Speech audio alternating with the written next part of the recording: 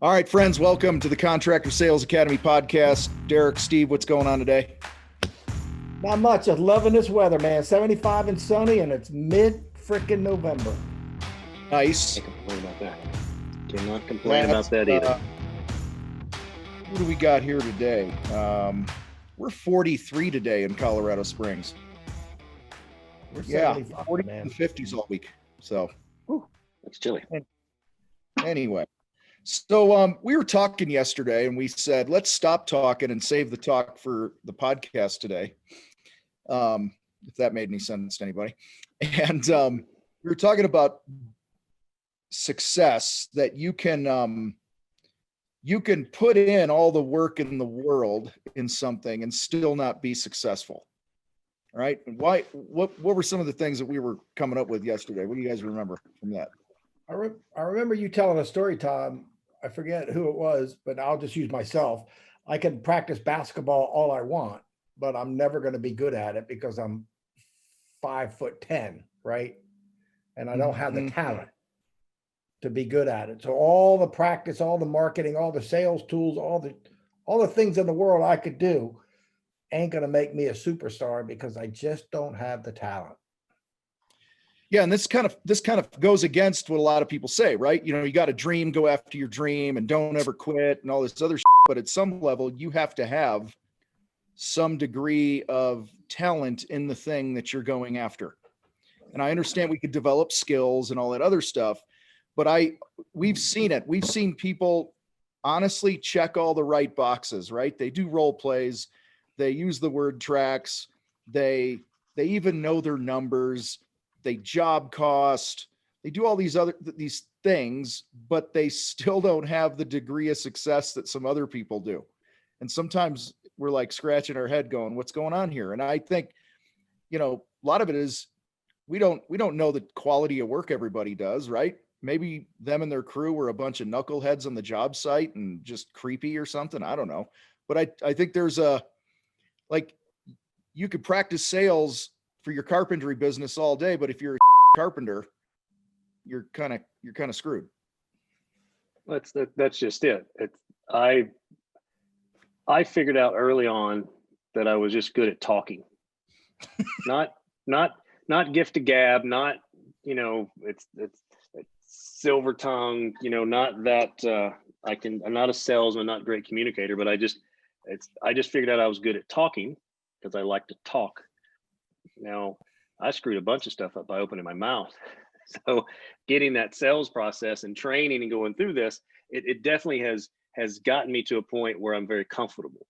So I feel I'm at a high level of what I'm doing. Now, to your point, it doesn't matter how much I practice in so many other facets of my business. Operations would be one of them. I'm just never, no matter how many free throws, no matter how many, you know, pick and rolls I do, I'm not going to be LeBron James. Just not going to happen. So I'm realizing, and what I didn't really talk about when we were discussing this before, is I'm realizing that everybody does have some sort of superpower in their business, and the owners are always the bottleneck. Always. I see how I'm in the way much in my business. It's insane. So if I don't just sell and I try to do the other, I should only focus on selling. I should only focus on communicating and just opening my mouth in the right manner now, because most other aspects of my business, I am the biggest problem, like truly. So to your point, yes, it's if you run operations or shitty and you know, uniforms or whatever it is, you know, just back end stuff and well, just the construction itself, you know, on that, you got to have a sales process though, but you got to have a process in all of these things. Right. But it doesn't mean it's got to be you, somebody else. You can pay somebody $15 an hour to do a lot of cool shit. Yeah, you know, so the whole point of this is for those of us, because every one of us lack talent in certain areas of our business, get the hell out of the way. I mean, guys, isn't that why we talk about money so much? I mean, I know it's from my motivation, why I talk about money so much is when you make enough money, you can hire people to do the shit that you don't want to do or that you suck at. You know, and then you don't have to fold up your business. You don't, you know, run a shitty company and go into debt and all this other bullshit. We see so many guys that don't get clarity, there's that word again, and commit to a thing in their company that they're really good at. And I think the three of us have done a pretty good job of that in our own companies and this company. Like we, you know, we suck at a lot of the back end stuff. And so we hired Lindsay, and she's an amazing CXO for us, you know, and holds a bunch of together. And whenever we get involved, we typically it up, you know, and, you know, we do what we do best in your businesses and my other business and this and that. Like there's really, I mean, I was talking to somebody the other day, Derek, kind of like you, about the only thing I'm good at is creating content and then coaching, you know, and that's it. Anything else in my business, I truly don't have the talent, nor do I care about developing that talent. So I don't know, Steve, you're quiet. What's up? Yeah, I have two different angles to add to this conversation. One, we all, me particularly, preach about being Nordstrom's, in other words, a high-end company, charging high-end prices and come through with a high-end product. Well, a lot of times we are preaching to companies that are Walmart companies, and they listen to us and they go, yeah, I need to charge the most. And they actually believe they're the best. But the best isn't just because you can put a nice coat of paint on the wall. Do you get back to your leads on time? Do you show up on the job on time? Do you clean up after yourself? I mean, there's 100 things that makes you the difference between a high-end Nordstrom's contractor and a low-end Walmart or Dollar General contractor. So if you're going to profess and charge like Nordstrom's, you damn well better drag that piano man with you and be Nordstrom's. And don't fool yourself if you're not Nordstrom's. If you're just another cheap ass contractor who really does a shitty job in every area, but maybe the actual task, you're still a shitty contractor. So it's the whole experience for everybody. And my second point to this conversation is totally different. It kind of alludes to what Derek, well, now, and also what you were saying is every time I sell a job, I show up at the beginning of the job, I do what's called transfer of trust, and I go over the pond we're going to build with my team and the homeowner, and I say, did I get it just right? And then I always say the following: after this point, I am going to leave your backyard. I'll take the second deposit, and I'm out, because trust me, if I stay, and I say this to the homeowner out loud, so I want you to, if you're listening to me, try this next time. Tell the homeowner, because if I stay, it's not going to go well, because I'm the worst pond builder here. My guys take over that whole, in other words, just openly admit, this is not my area of expertise. My job is over. And you know what the homeowners always do? They laugh and go, we get it, Steve. And then I leave them with the guys in the backyard. And I said, they'll do the walkthrough. You collect the last money from them. I mean, I let it be known openly that I'll just it up if I stay around, like in a very self-effacing way, but it's the truth. I used to visit paint jobs. You know, we did hundreds of projects a year, and the customer, the homeowner, whoever would always ask you, because you're the owner, right? They'd come to you and ask you a question when I'd show up on site. And every time that I would answer the question, I'd something up on the project.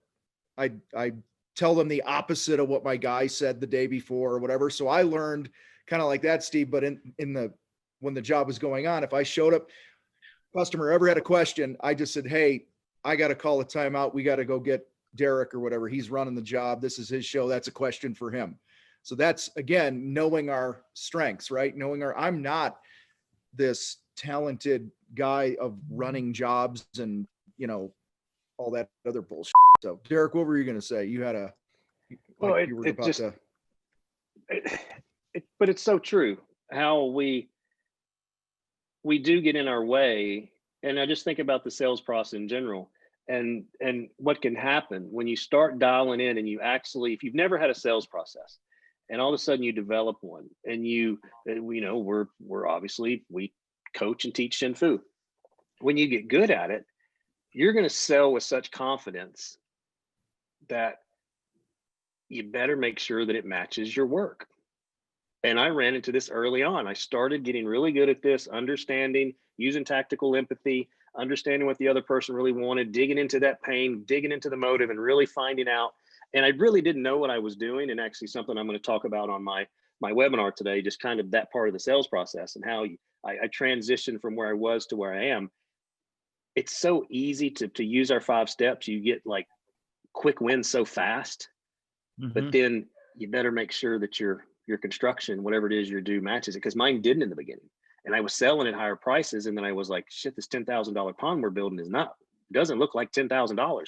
The experience that I gave them was not $10,000 or whatever the price point was. I started realizing, man, I've got to match.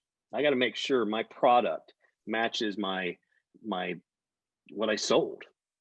And what you're really selling is yourself and your company and your confidence and that bond and rapport, and you're really understanding. So I like when we get to do these podcasts and we go through this stuff, because it's just like it brings up so many other thoughts, and that is a thing. Now, what's cool is if you're great at your craft, you're a true craftsman, and you got that shit down, that's where get your salesperson in our group so that they can sell and you can build, you can construct.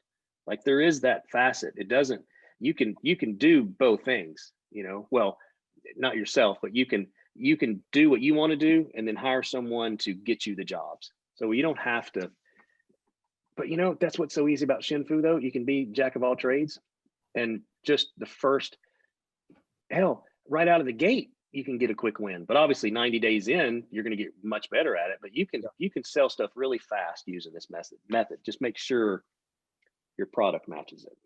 What are you good at and what aren't you good at? And be honest with yourself and go hire someone who's good at that thing you suck at and admit you suck at it.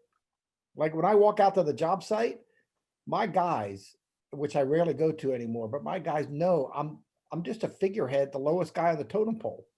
Like I will bring zero value, and I don't pretend to. I bring Chick-fil-A. That's what I bring to the job site. And that's all I can bring. Because every single one of them are better than me at everything they do. Yeah. And how many owners still go out there and fuck everything up because it's not the way I did it or do it, or they think they're the best, and actually they're the worst. Mm-hmm. When I saw a picture and it was something on one of our groups or a call or something, and it was literally the boss is the bottleneck, and it literally showed the boss at the end, and then all the team members were inside of the bottle, and it was just like that just spoke so many volumes to me. I'm going, Jesus, why do I screw everything up with my big ideas? Well, this is exactly why guys can't scale their business any bigger than what they've been doing year in and year out, right? Whether it's 3, 4, 5, 800,000 a year, whatever. I don't care if you're $1 million a year, $1.5 million a year. If you're not getting to those next levels, you're the bottleneck, and you're still trying to run it like you were the one-man show, oftentimes. So, well, listen, I know we got to roll here in a minute, but Steve, I wanted to bring some light to an interesting event that happened this past Saturday for you. My last sale. I thought, yeah, maybe what happened on Saturday, man? So I've had a pond company for 19 years. I set it up with 2 goals in mind. One, I wanted to make $1,000 a day for me. And 2, I literally wanted to build it to sell it at the end. And I've already sold 80% of it off to my 2 top guys, but that was my goal from day one. And so my last sale, I went out to the homeowner, and the best part about this, because I used to go out to the backyard and only win 23%. And because I won the deal last Saturday, it was my 4th year in a row that I've got a deposit 100% of the time. I went out to the backyard. The best thing about this deal, my final deal, is I went out Saturday, but on Thursday, I faxed and emailed a contract. She signed it and sent it back. And she gave me a credit card for a $6,200 1/3 deposit on Thursday, 2 days before I actually went out there. So I just went out there so she could see my face, so she could see my top guy, Mike's face. And I told her at the end, I said, when I leave, go through that gate, you'll never see me again. That's why I brought Mike here. He's a top of building pond builders, and you don't want me around this place anymore. She laughed and said, okay, Mike, you're the man. So I ended with, who goes and gets a sale 2 days before they go there and get the deposit, the contract and everything without ever even going there. Yep. So come January 1st, I just become a silent partner. I keep my 20% and I go off into the sunset. Well, I wanted you to share that, just to congratulate you here publicly, and then also to let people know that this started 19 years ago when you had two targets on the wall, right? One was Yep. to make at least $1,000 a day in your pocket, and the other was to sell this thing someday. And you accomplished both. And maybe that's a topic for another talk of ours. Well, that's Yeah. that's truly a testament. I mean, it's, and yes, I agree. I'm glad that he shared that, because we've said this before. I am the success story of you two. Like just like Steve. I mean, he went through this process. He paved the way. Tom, you got in there and you knocked down a bunch of walls to create that pavement area as well. So it's just, and how you guys collaborated just made sense. So I just followed what you guys did, and sure enough, I do what Steve does regularly, and everybody can. You really can. And someone asked recently, is it really, when we join the bridge and we get in there, are we going to see the results that you guys have? Maybe these results are not typical, but man, all I did is what you guys did, and still doing, and still growing, and still, because you guys are constantly evolving. So I'm evolving with you. So it's just, everybody's getting pulled up. So yeah, I'm not surprised, not surprised at all by it. Well, Derek, and that was a great way to end this, because we talked about, if you don't have the talent, you could check all the boxes, and you realized you didn't have the talent in certain areas and it was holding you back. And the reason you're where you are now and continuing to grow is because you were honest about your talent level in certain things. You got the hell out of the way. You hired certain people, outsourced other things, focused on what your kick asset, and here you are, And how did I do that? I listened to people smarter than me, like you guys and other people in our group too, that have superpowers that you really don't even know. They may be a shitty carpenter, but they have this great thing that they do that they share with you in a role play. So to have that group of people around me that I can bounce off of, those mentors, those peers, like I'm not on an island anymore. Definitely not Hope Island. And I can literally ask questions of others. So that's why. All right, I'm out. I got to go do my thing over here. Thank you, guys. All right. See you, Derek. All right, Steve. So anything else before we get out of here? Yeah, the one last thing is, this is not luck or happenstance. This was a 19-year game plan, and I just executed it. And it was never even a question of what if it was going to happen. It was how many years was it going to, and it was just natural for me to 19. I knew 5 years ago I was mentally getting to be done with this business, and 5 years ago I started to sell shares to my top two guys. So, and the truth is, I just passed the baton. Now it's these two guys turn to become millionaires. They're good guys. They're now good businessmen. We've been together for 12, 13, 14 years, and it's their turn to live the American dream. So that's where we're heading. I love it. Well, appreciate you sharing that, man, and congrats. So, All right, all right, everybody, appreciate y'all hanging out with us today. Do us a favor, go give us a review on iTunes so that we can get in the ears of more home improvement contractors, help them improve their life and their business and their bank accounts and all that good stuff. And with that, we are out of here.